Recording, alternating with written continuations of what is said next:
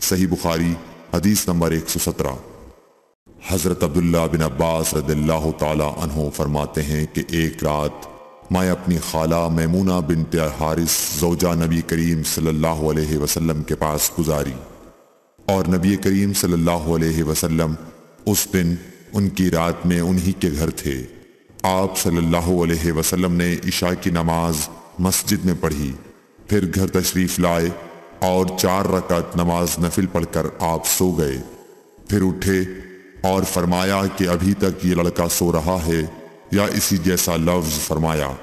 پھر آپ نماز پڑھنے کھڑے ہو گئے اور میں بھی وضو کر کے آپ کی بائیں جانب کھڑا ہو گیا، تو آپ صلی اللہ علیہ وسلم نے مجھے دائیں جانب کھڑا کر لیا۔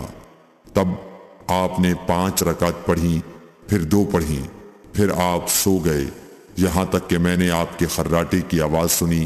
پھر آپ کھڑے ہو کر نماز کے لیے باہر تشریف لے آئے۔